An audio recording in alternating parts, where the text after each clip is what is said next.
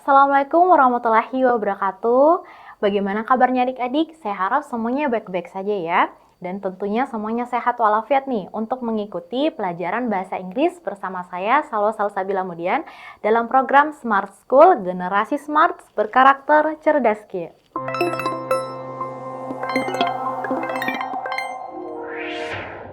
Ya, kita kembali lagi nih tentang pelajaran analytical exposition ya.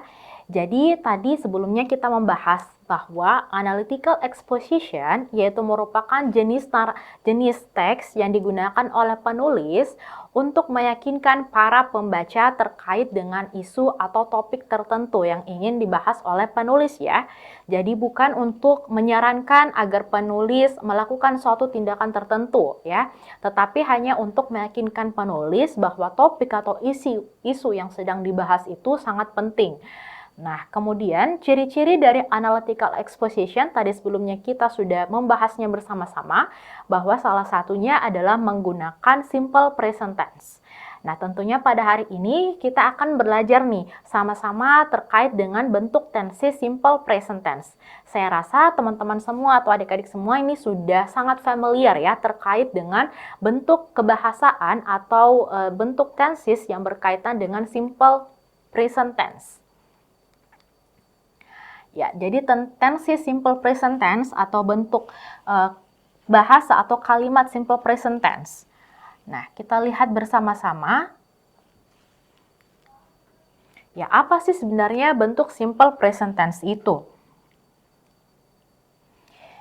Ya, bentuk simple present tense itu adalah is used to express actions or events that happen repeatedly berupa habits, general facts atau general truths, or fixed schedules.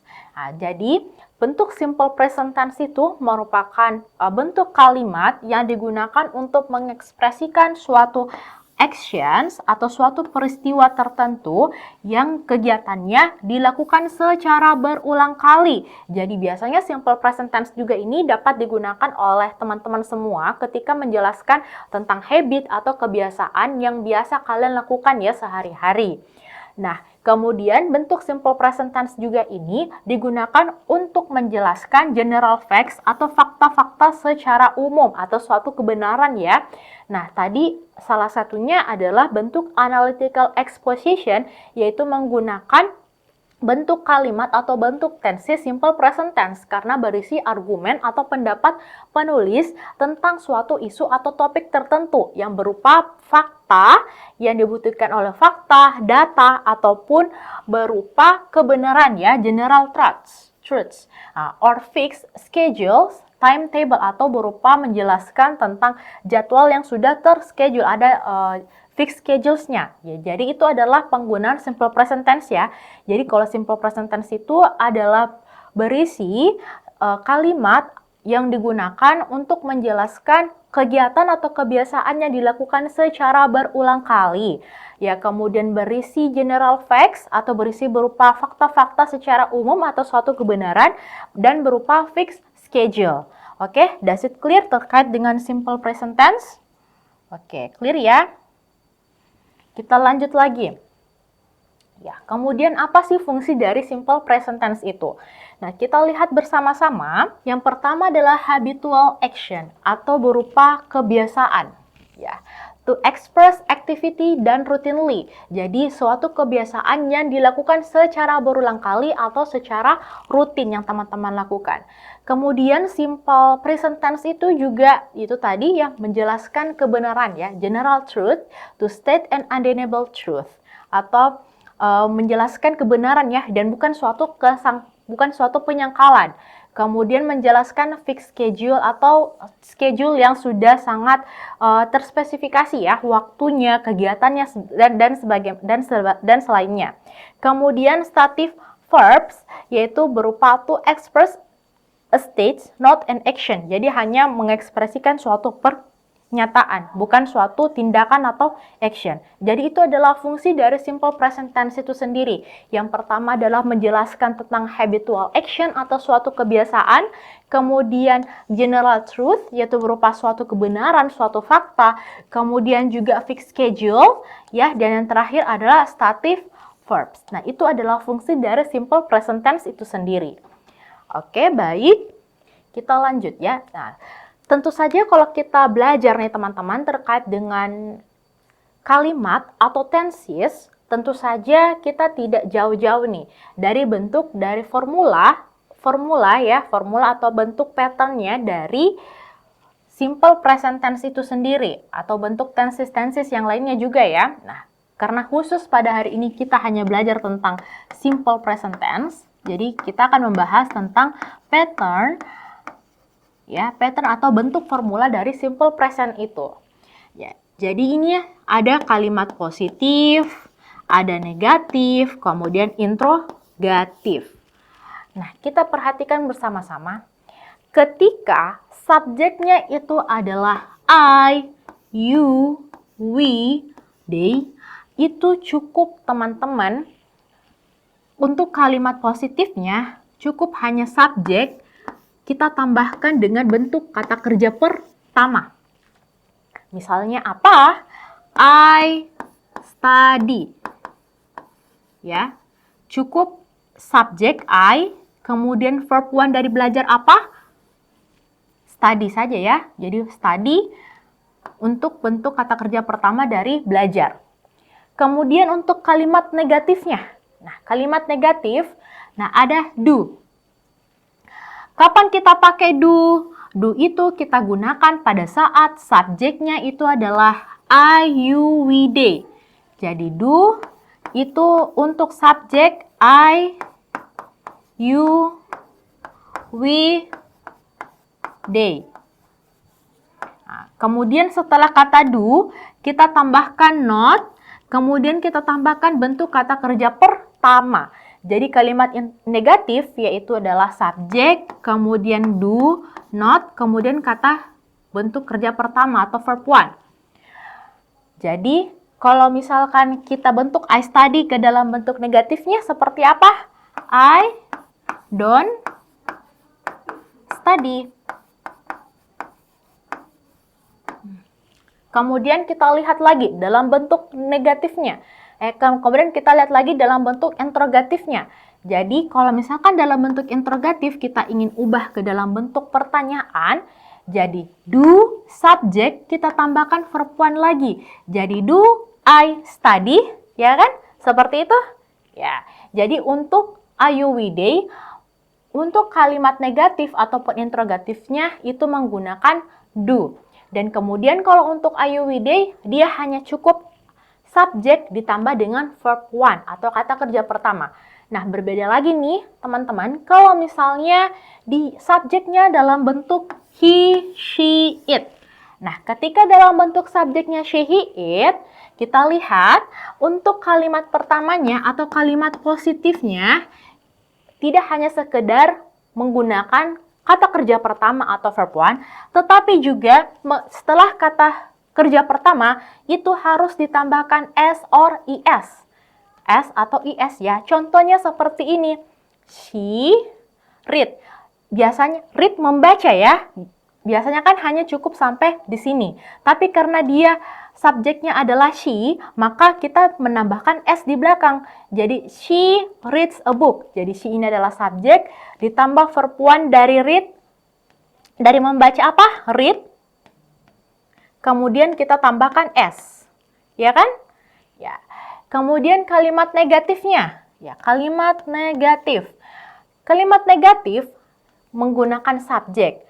Nah, bedanya sama tadi, kalau misalkan I, you, we, they, dia pakai do, sedangkan kalau untuk he, she, it, itu kita gunakan does. Does, kemudian ditambahkan not-nya, kemudian cukup untuk verb one saja, tidak perlu menambahkan s atau is. Itu ketika dalam bentuk negatif ya. Kalau dalam bentuk positif, itu subjek kita tambahkan bentuk kata kerja pertama, kemudian kita tambahkan s atau is. Sedangkan untuk kalimat negatifnya, kita cukup menggunakan kata bantu does, kemudian not, dan verb one. Tidak perlu menggunakan s lagi atau is. Kenapa? Karena sudah ada di sini. Do jadi does ya, es. Oke, does it clear? Jadi he does not play games. Jadi play-nya di sini, bermainnya cukup menggunakan bentuk kata kerja pertama saja. Oke, clear? Paham ya? Kita lanjut lagi bentuk kata interrogatifnya. Interrogatif atau bentuk tanda tanya ya, ketika kalian ingin bertanya. Nah, do yang tadi, does yang tadi, kemudian kita pindahkan ke depan. Jadi, does, kemudian subject, kemudian kita tambahkan dengan bentuk kata kerja pertama. Jadi, ini misalnya adalah does she, ini kita ke atas ya, she reads a book. Jadi kita does she read a book, ya kan? Jadi does, ini does, kemudian she, subjeknya, kemudian read a book, objek read-nya itu adalah verb pertama, kemudian a book-nya itu adalah objek komplement atau pelengkapnya. Oke, does it clear? Terkait dengan verbal pattern-nya? Oke, kita lanjut lagi di nominal pattern-nya. Ya, ternyata juga simple present itu bukan hanya dalam bentuk verbal atau bentuk kata kerja, tetapi juga ada bentuk kata sifatnya. Ya, kita lihat bentuk kata sifat. Tentu saja kita di sini menggunakan adjektif ya, atau kata sifat. Nah, ada positif, negatif, interrogatif. Nah, ketika subjeknya ini ya, subjek I, she, he, it, you, we, they. Nah,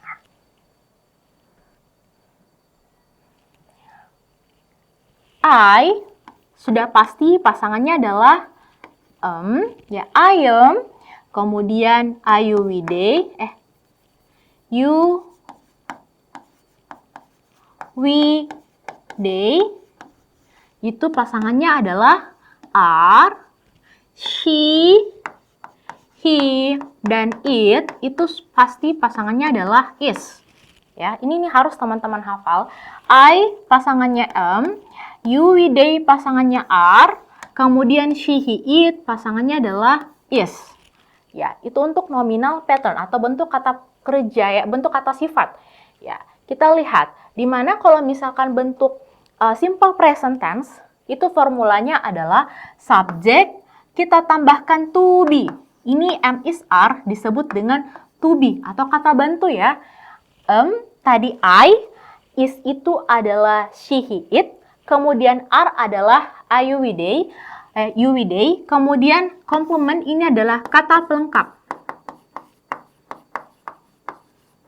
Contohnya, I am a student. Jadi I ini adalah subjek, am adalah to be-nya, kemudian a student ini adalah pelengkapnya atau objek komplementnya ya, kata pelengkapnya. Oke, clear? Nah, sedangkan kalau untuk kalimat negatifnya, itu cukup teman-teman, subjek ditambahkan dengan to be, am, is, are, kemudian cukup tambahkan lagi saja not-nya. Nah, jadi misalnya, she is not here, dia tidak di sini. She ini subjek, is-nya itu adalah to be-nya, terus kita akan tambahkan dengan not, tidak. Ya, kemudian kalimat interrogatifnya, kalimat sama seperti tadi, verbal pattern, di mana itu dibalik ya. Jadi am, is, are atau to be-nya ini harus di depan. Are they busy? Apakah mereka sibuk? Jadi are ini adalah to be-nya. To be dari apa? To be dari they. They pasangannya are kan? Jadi are they busy? Jadi ini adalah subjek. Kemudian busy ini adalah kata sifatnya atau bentuk objek komplementnya atau kata pelengkapnya. Jadi itulah ya dari pattern atau dari bentuk dari simple present tense. Ada bentuknya verbal ataupun nominal. Jadi kalau verbal menggunakan kata kerja, kemudian nominal itu untuk penggunaan kata sifat.